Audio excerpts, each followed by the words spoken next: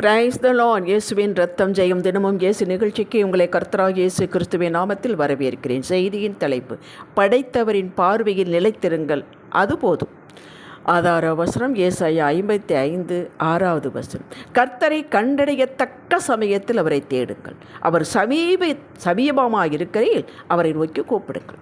கிறிஸ்துவுக்குள் அன்பானவர்கள், இங்கே 2 வார்த்தைகள் வலிமையாக நம்மிடம் பேசுகிறது. ஒன்று, தேடுங்கள், கர்த்தரை தேடுங்கள். அடுத்து, அவரை நோக்கி கூப்பிடுங்கள். தேடும்போது நாம் அவரை கண்டடைவோம். பின் கூப்பிடுங்கள் என்பது அவரோடு பேசுங்கள், கொட்டுங்கள், உங்கள் ஆத்துமாவை அவரிடம் ஊற்றுங்கள் என்பதாகும். தேடுவதற்கும் கூப்பிடுவதற்கும் இடையில் ஒரு வார்த்தை, இதுதான் முதுகெலும்பு, தக்க சமயம். சமயம் என்பது காலத்தை குறிப்பது மட்டுமல்லங்க, த சிச்சுவேஷன், த சூழ்நிலை. நாம் எப்படி இருக்கிறோமோ அதுதான் தக்க சமயம். நீதிபதிகள் 8:17 சொல்கிறது, அதிகாலை என்னை தேடுகிறவர்கள் என்னை கண்டடைவார்கள். இந்த அதிகாலை என்பது தக்க சமயம், இது நேரத்தை குறிக்கிறது. அது ஆண்டவர் சொல்கிறார், அதிகாலை என்னை தேடு என்று. தாவீது சொல்கிறான் பாருங்கள், துதிக்கு பாத்திரராகிய கர்த்தரை நோக்கி கூப்பிடுவேன், அதனால் என் சத்துருக்களுக்கு நீங்களாகி ரட்சிக்கப்படுவேன்.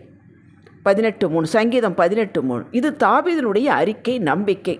ப்ராக்டிக்கலாக நடந்தது பாருங்கள். அவன் சொல்கிறான், மரணக்கட்டுகள் என்னை சுற்றி கொண்டது, துர்ச்சர பிரவாகம் என்னை பயப்படுத்தினது, பாதாள கட்டுகள் என்னை சூழ்ந்து கொண்டது, மரண கடிகள் என் மேல் விழுந்தது.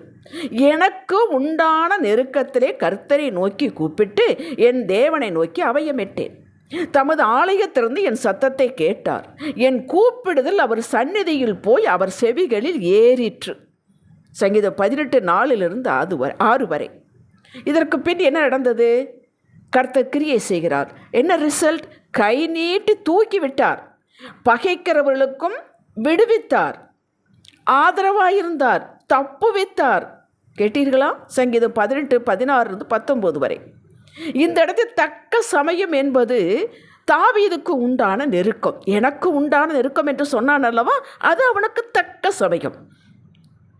இவன் பகையவர்களை அழிய வேண்டும் என்றோ அவர்களை ஒன்றுமில்லாமல் ஆக்குங்கள் என்றோ கூப்பிடவில்லை, தன்னை விடுவிக்க வேண்டினான். அது நடந்தது. 1 சாமுவேல் 1 எல்கானா மனைவி அன்னாள், இது அவருக்கு தெரிந்தது தான்.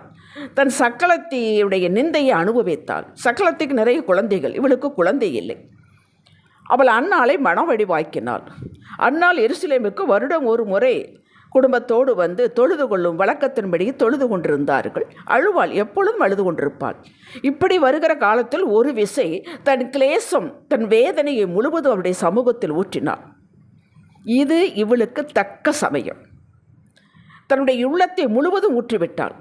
தம் சக்களத்தை விசாரியுங்க, அவை என்னை இப்படியெல்லாம் பேசுகிறாளே, நிந்தையா பேசுகிறாளே, நீங்கள் பார்ப்பதில்லையா, கவனிப்பது, அப்படி ஏதும் கேட்கவில்லை. தனக்கு ஒரு ஆண் குழந்தையை கொடுத்தால் அதை உமக்கே கொடுக்கிறேன் என்று பொருத்தனை பண்ணினாள். ஏது தனக்கு வேண்டும்? தன்னுடைய நிந்தை நீங்கள் என்ன வேண்டும்? உலகத்தில் 1000 பற்றி பேசுவார்கள், அதை பற்றி எனக்கு கவலை இல்லை, எனக்கு இது வேண்டும் என்பது போல பொருத்தனை பண்ணினாள். இது தக்க சமயம். அதாவது நமக்கு நெருக்கமான, அவசியமான, அவசரமான சிச்சுவேஷனில் கர்த்தர் பதில் கொடுத்தே ஆக வேண்டும் என்ற நிலையில் நாம் கர்த்தரை நோக்கி கூப்பிட வேண்டும். இதில் நமக்கு என்ன வேண்டும், நம் தேவை என்ன, இதில் தான் கவனம் இருக்க வேண்டும். எதிராளியை கர்த்தர் பார்த்து கொள்வார். அது பின்னாடி சொல்லுகிறேன் ஒரு சாட்சி. 2வது, தக்க சமயத்தில் மாத்திரம் நாம் கர்த்தரை தேடுவர்களாக இருந்தால் கர்த்தர் மனம் நொந்து விடுவார். தேவை எழுகிற போதெல்லாம் நாம் கூப்பிடுகிறோம், கேட்கிறார், பெற்றுக்கொள்கிறோம், தப்புவிக்கப்படுகிறோம். இது நடைமுறை. தேவைக்காக மாத்திரம் நாம் அவரை தேடுவர்களாக இருந்தால் நாம் பரிதவிக்கப்பட்டவர்கள். ஆபத்தான சூழ்நிலை, வேறு வழியே இல்லை, கர்த்தர் கை வைத்தால் தான் இது நடக்கும், அவர் இறங்கினால் தான் நடக்கும் என்ற சமயத்தில் மாத்திரம் கூப்பிடுவது அது சரியில்லை. நீதான் என்னை தேடுவதில்லை, என் உறவில் இல்லை, இப்போ மாத்திரம் வந்து நிற்கிறாய் என்று சாடவே மாட்டார். அது தகப்பன் அல்லவா? தன் ரத்தத்தை முழுவதும் கொட்டி மீட்டக்கூட தகப்பன் அல்லவா? பொறுப்புள்ள தகப்பன் அல்லவா? கரிசனமுள்ள தகப்பன் அல்லவா? ஒரு நாள் சாட மாட்டார், உடனே நம்மளை காப்பாற்றுவார். ஆனால் அவரது மனது வேதனைப்படும். உலகத்தில் எடுத்துக்கொள்ளுங்கள், தகப்பன் பிள்ளைகள் இருக்கிறார்கள். ஒரு பிள்ளை தகப்பன தேவைக்கு மாத்திரம் வருகிறான். அப்பா எனக்கு ஃபீஸ் கட்ட பணம் வேணும், கொடுக்கிறார், போயிடுறான், வந்து பேசுவதில்லை, சொல்லுவதில்லை. அப்புறம் வருகிறார், எனக்கு ஒரு பைக் வேண்டும், கொடுக்கிறார், போய்விடுகிறான். இப்படி அவன் தேவைக்கு அவன் வரும்பொழுதே தகப்பனுக்கு தெரியும் ஏதோ இவனுக்கு ஒரு தேவை என்று கொடுக்கிறார். சந்தோஷமாக கொடுக்கிறார். ஆனால் அவருடைய உள்ளம், இந்த பிள்ளை என் தேவைக்கு மாத்திர வருகிறானே என்று கொதிக்கும் அல்லவா? நமக்கே நம்ம ஆறுகிற நமக்கே இப்படி என்றால் மாறாத தேவனுக்கு எப்படி இருக்கும் என்று யோசித்து பாருங்கள். 2 நாளாக 31ஆம் அதிகாரத்தில் தேவனை தேடாவிட்டாலும் பரவாயில்லைங்க, அவருக்கு பிரியமில்லாத காரியங்களை பல செய்த மனேசர் ராஜா எதிரிகளால் கை விலங்கிடப்பட்டு இழுத்து கொண்டு போகிறார்கள், அரெஸ்ட் பண்ணி கொண்டு போகிறார்கள். போகும்போது கர்த்தரை நோக்கி அபயமிட்டான், தப்பு வித்தாருங்க, உடனே விடுதலை ஆக்கினார். படித்து பாருங்க, 2 நாளாக 33ஆம் அதிகாரம் 10 to 13 வரை.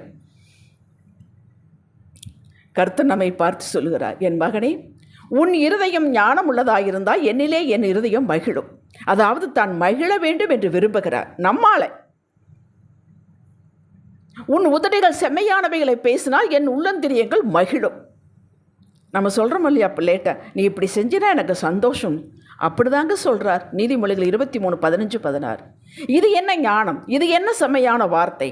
அவரே ஞானம், அவரே அறிவு, அவரே புத்தி, அவரே அறிந்து தினந்தோறும் ஒரு நேரத்தை ஒதுக்கி துதிப்பது, ஆராதிப்பது, அவருடைய வாக்கை அறிவிக்க செய்வது, இதுதான் செம்மையான வார்த்தை. ஜெபிப்பது, வேதம் வாசிப்பது, வார்த்தையை தியானிப்பது, இப்படிப்பட்ட செய்திகளை தொடர்ந்து பொறுமையாக கேட்பது, இவைகள் யாவும் அதில் அடங்கும். அவர் மகிழ்கிறேன் என்று சொல்கிறார். இதுதான் நம்மை கர்த்தரோடு நல்ல உறவில் வைத்திருக்கும். இப்படி நீங்கள் தொடர்ந்து அவரோடு தாகத்தோடு செய்து வந்தால் இக்கட்டு ஆபத்து சமயம் வரும்போது ஓடி வருவார். இப்படிப்பட்ட சிச்சுவேஷன் இருப்போர் அவர் கூப்பிடும் முன்னே நான் மறு உத்தரவு கொடுப்பேன் என்கிறார். அவர்கள் பேசும்போதே நான் கேட்பேன் என்கிறார். ஏசாயா 65:24 கவனித்தீர்களா? மத்தேயு 14ஆம் அதிகாரம் 22-32 வரை வாசித்து பாருங்கள். இயேசுதான் சீஷர்களை அக்கறைக்கு போகும்படி துரிதப்படுத்தினார். இந்த 5 அப்ப 2 மீனை பெரிதுபடுத்தி எல்லாருக்கும் சாப்பாடு கொடுத்து திருப்தியானதுக்கு அப்புறம் நீங்கள் அக்கறைக்கு போங்கள் என்று அவரை அனுப்பி வைத்தார். இவர் ஜெபம் பண்ண போனார். அவர்கள் போய்கொண்டிருக்கும் போது ஜாமத்தில் கொஞ்சம் தூரம் போனார்கள். நன்றாக போன திடீரென்று சுழல்காற்று வந்தது. இவர்களால் ஒன்றும் செய்ய முடியவில்லை. படகு முழுவதும் தண்ணி நிரம்பி மூழ்க வேண்டிய நிலைமை வந்துவிட்டது. ஆண்டவர் வரவில்லையா? தண்ணீர் மீது நடந்து கூப்பிட்டார்களா? படித்து பாருங்கள். கரிசனமுள்ள தகப்பன் வரவில்லையா? வந்து காப்பாற்றவில்லையா? அவர் படகில் ஏறின உடனே எல்லாம் அந்த சிச்சுவேஷன் எல்லாம் நார்மலாகவில்லையா? எத்தனையோ முறை அவரை கூப்பிடாமலேயே நாம் அறியாமலே நாம் தப்புவிக்கப்பட்டிருக்கிறோம் என்பதை நினைத்து கொள்ளுங்கள். இயேசு ராஜாவை தேடினால் போதுங்க, அவர் நம் எதிரான சூழ்நிலையை பார்த்து கொள்வார். ஒரு சாட்சி சொல்வேன் என்று சொன்னேன் அல்லவா, இப்போ சொல்லுகிறேன். எஸ்தர் 4ஆம் அதிகாரம் 14-17 வரை வாசித்துப்பார். உங்களுக்கு தெரியும், அந்த சரித்திரத்துக்குள் நான் போகவில்லை. ஆமான் யூதர்களை அழிக்க வேண்டும் என்று முடிவு கட்டிவிட்டான். அதற்கான ராஜாவோட முத்திர மோதிரத்தை வாங்கி அந்த 127 தேசத்தில் இருக்கிற அத்தனை யூதர்கள், அது ஒரு மொர்தகாய் வணங்கவில்லை என்பதற்காக யூத ஜனத்தையே அழிக்க வேண்டும் என்று எழுதிட்டான் இந்த ஆமான். இவர்கள் தப்பிவிக்கப்பட வேண்டும். என்ன செய்ய வேண்டும்? எஸ்தர் ராஜாத்தியாக இருக்கிறார். மொர்தகா போய் சொல்லுகிறான், இப்படிலாம் நடந்து விட்டது, நீ ராஜாவிடம் போய் சொல்லு. ராஜாவிடம் போக முடியாது. திடீர்னு அவர் அழைத்தால் மட்டும்தான் போக முடியும். அப்படித்தான் அங்கே எல்லாம்.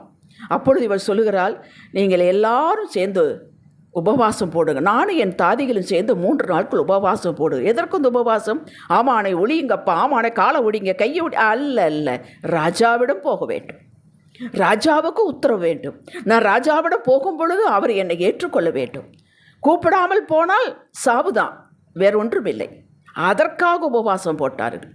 இவள் போனால் ராஜா பொற்செங்கோலை நீட்டினா என்ன அர்த்தம்? வா என்று அர்த்தம், என்ன வேண்டும் என்று அர்த்தம். அவருடைய ராஜாவுடைய மனதில் ஆண்டவர் ஒரு கிரியை செய்தார். கேட்டார். உங்களுக்கு அதற்கப்புறம் தெரியும். 2வது விருந்திலே ஆமான் முடிந்தார். அது ராஜா அழித்து விட்டார். அவங்களுக்கு சம்மதமே இல்லை. எல்லா யூதர்களும் தப்புவிக்கப்பட்டார்கள். வாசித்தால் உங்களுக்கு தெரியும், வாசித்திருப்பீர்கள். அப்படி நம் ராஜாவை தேட வேண்டுங்க. மற்ற காரியங்கள் அவர் பார்த்து கொள்வாருங்க. அவரை ஓட்டிங்க, இவரை ஓட்டிங்க, அவரை டிரான்ஸ்ஃபர் பண்ணுங்க, பக்கத்துக்கு வீட்டுக்காரங்களை எங்கேயாவது போச்சு, இதெல்லாம் தேவையே இல்லை. அவரை தேடுங்கள், ராஜாவை தேடுங்கள், இயேசு ராஜாவை தேடுங்கள், கண்ணீர் மல்க தேடுங்கள். உங்கள் பிரச்சனையை சொல்லுங்கள், தவறே எதுவும் இல்லை. இப்படி தொந்தரவு இருக்கிறது என்று சொல்லுங்கள். ஆனால் அவரை தேடுங்கள், அவரை தேடுங்கள், சகல காரியங்களும் நடக்குங்க. அப்படி மக்களே, நாம் ராஜாவோடு இருக்க தேட பிரயாசம் எடுக்க வேண்டும், நேரம் ஒதுக்க வேண்டும். சுக்கு போட்ட பணியாரம் சும்மா வராது, அதற்கும் ஒரு பிரயாசம் வேண்டும். மற்றவைகளை அவர் பார்த்து கொள்வார். கர்த்தர் எப்போது உங்களையே கவனிக்கிறார் என்பதை ஒரு நேரம் நீங்கள் மறந்துவிடக்கூடாது. ஜெபிக்கலாம். அப்பா பிதாவே, உம்மையே தேடுவேன் அப்பா, உங்கள் முகத்தையே நாடுவேன். தேவைக்காக மாத்திரம் உம்மை தேடும் கூப்பிடும் மகன் நாங்கள் அல்ல. தகப்பனே, உங்கள் பிள்ளைகள் நாங்கள். உமது கவனமும் எங்கள் மேல் எப்போதும் பதிந்து இருக்கட்டும் அப்பா. இயேசுவே நாமத்தில் பிதாவே. இன்றைய சிந்தனைக்கு, இயேசு அப்பா எனக்கு போதுமானவர். மற்றவர்கள் பற்றி, அவர்கள் என்னை பற்றி என்ன பேசுகிறார்கள், என்ன எடை போடுகிறார்கள் என்பதை பற்றி எனக்கு கவலையே இல்லை. ஆமென். அல்லேலூயா.